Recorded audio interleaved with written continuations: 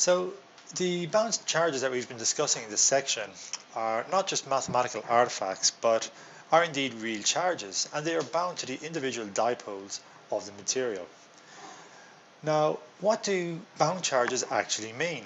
Well, what happens with polarization is that the charges will accumulate within the dielectric or at the surface.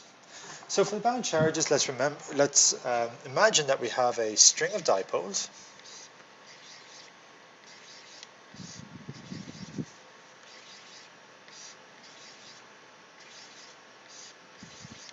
And they go from a positive, negative, positive, negative, positive, negative, positive, negative.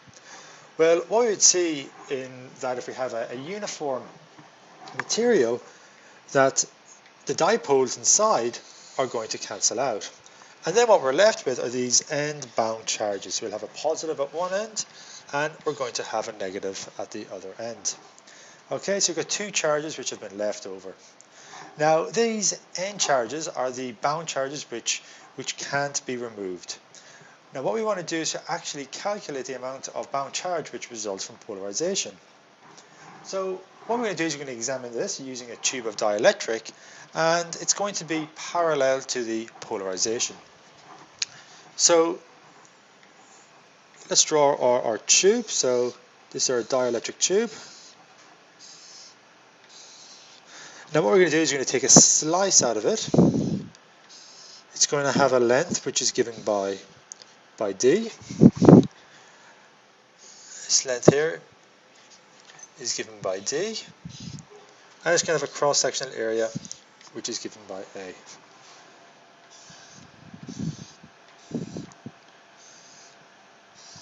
Okay.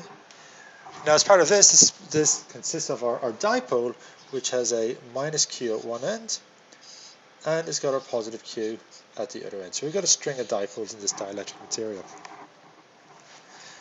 Now what we can do is we can write down the equation for our dipole moment, which is just given as P will be equal to our polarization times the cross-section area times d.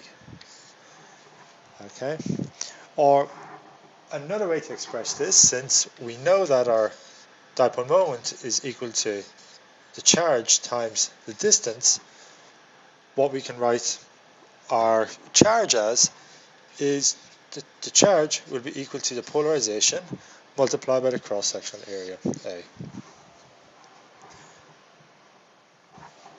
And we can express this for our surface bound charge, which is given by sigma b.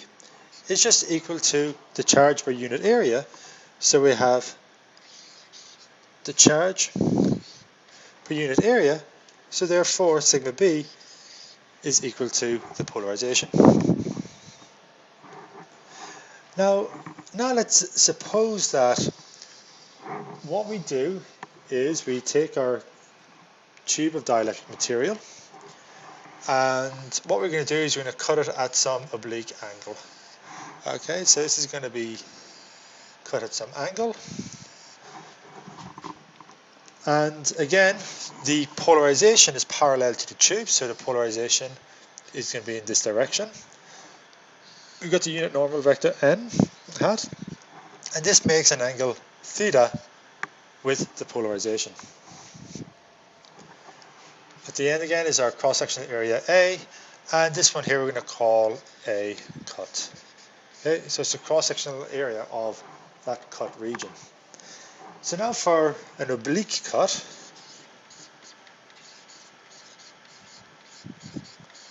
what are we going to have? Well, what we will have is our bound surface charges will be equal to Q divided by the area of this cut, which is then just equal to the polarization cos theta, or another way of writing this, and what we found previously, is we have P dot n hat. Okay, so the effect of polarization is to give a bound charge, which is P dot n hat, over the surface of the material. Now, what we have considered here is a uniform material. And with a uniform material, the volume bound, so be rho B, the volume bound charge density is going to be equal to 0. If the polarization is non-uniform, then what we're going to have is rho B will be equal to minus the divergence of the polarization. Okay, so that's whenever the polarization is non-uniform within a material. If it's uniform, the volume bound charge density is going to equal to 0.